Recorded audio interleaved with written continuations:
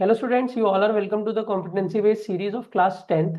Students, आज जो हम क्वेश्चन करने वाले हैं class 10th real number chapter का बहुत ही इंपॉर्टेंट क्वेश्चन है। और ये क्वेश्चन कई बार कई स्कूल्स के प्री बोर्ड्स में मैंने देखा है और ये बोर्ड का पीवाईक्यू भी है। ठीक है। तो अब इस क्वेश्चन में हमसे पूछा क्या गया है, इन्होंने बोला है कि कोई भी दो नंबर है, उन दो नंबर्स का जो सम है वो 1215 है। हमें हम टू नंबर्स का सम दे दिया है, नंबर्स नहीं गिवन है, बस इतना बता दिया गया है कि उन दोनों नंबर्स को अगर ऐड किया जाता है तो 1215 आती है वैल्यू। एंड उनका एचसीएफ गिवन है, दैट इज उनका हाईएस्ट कॉमन फैक्टर 81 है। तो ये पूछ रहे हैं कि ऐसे कितने पेयर ऑफ दो नंबर्स, मतलब पेयर ऑफ नंबर मतलब आपको वो दो नंबर के बताने हैं, तो ऐसे कितने पेयर ऑफ दो नंबर्स बनेंगे जिनका एचसीएफ 81 आएगा और जब उनको सम किया जाएगा तो 1215 आएगा। क्लियर है बात? तो आपको नंबर ऑफ पेयर्स काउंट करके बताने हैं। अभी क्वेश्चन होगा कैसे? इस क्वेश्चन में जो आपको यूज आएगा वो आएगा एचसीएफ। कैसे एचसीएफ यूज आएगा मैं आपको बताता हूं। आपको गिवन था एचसीएफ ऑफ टू नंबर्स। अब टू नंबर्स लेट कर लो, वो एक्स और वाई है। ठीक है। मान लो कोई भी दो नंबर है एक्स और वाई, उनका एचसीएफ 81 बताया अब एचसीएफ की जैसे कि आपको फुल फॉर्म बताया, हाईएस्ट कॉमन फैक्टर, मतलब एक्स और वाई का कॉमन फैक्टर है 81, मतलब वो एक्स का भी फैक्टर है, मतलब वो वाई का भी फैक्टर है।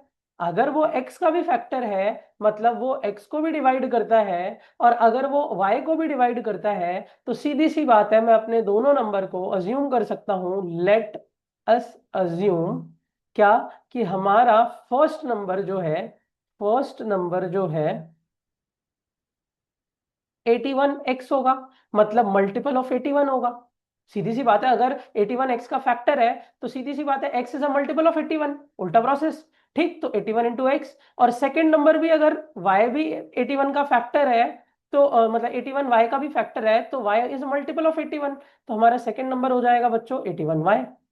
वेयर जहां पे एक्स एंड वाई आर को प्राइम, जहां पे एक्स एंड वाई आर को प्राइम। अब जिन बच्चों को को प्राइम के बारे में नहीं पता, मैं आपको बता देता हूं। को प्राइम नंबर वो नंबर्स होते हैं जिनका एक ही कॉमन फैक्टर होता है, वो भी दैट इज वन।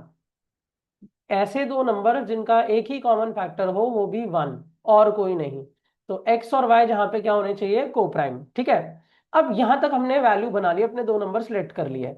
उसके बाद आपको ये बोला गया था, अकॉर्डिंग टू क्वेश्चन आपको बोला गया था कि अगर हम इन दो नंबर्स का सम करते हैं बच्चों, that is 81x plus 81y, तो वो आता है बच्चों 1215 के इक्वल।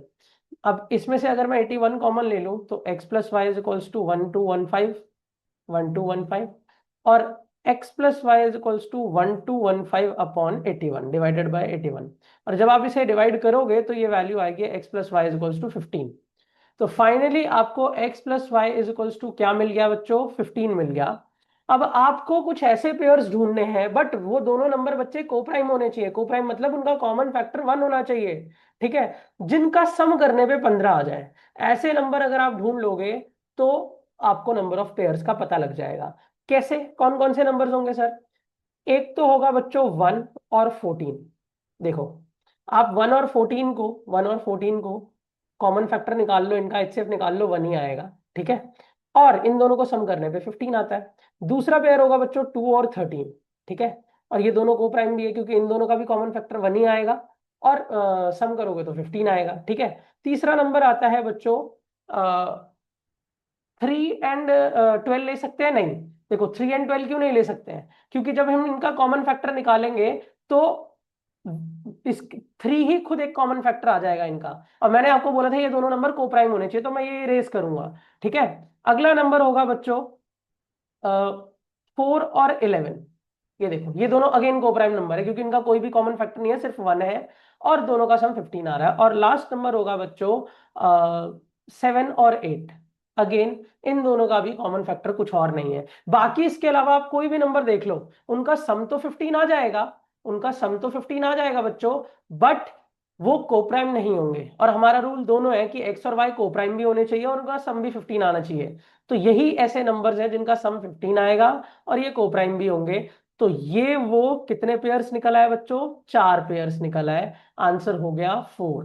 क्लियर? बट बच्चों सर व्हाट इफ अगर हमसे वो 4 पेयर ऑफ नंबर भी पूछ देते सर, तो हम क्या करते हैं? बहुत सिंपल सा है बच्चों। आप x की वैल्यू ये, y की वैल्यू ये है, तो भाई पहले केस में 81x था, 81y था, आप 81 रख लो, और 81 से 1 को मल्टीप्लाई कर दो तो पहला पेयर हो जाएगा 81 कॉमा, और 81 को ही y की वैल्यू 14 से मल्टीप्लाई कर दो तो 81 इंटू 14 जो भी आंसर आएगा एक पेयर ऑफ नंबर वो हो जाएगा जिसका HCF 81 होगा बट सम 1215 होगा। ऐसे ही 2 को x में मतलब 81 से मल्टीप्लाई कर दो 13 को, मतलब अगला पेयर हो जाएगा 81 इंटू 2 और 81 इंटू 13।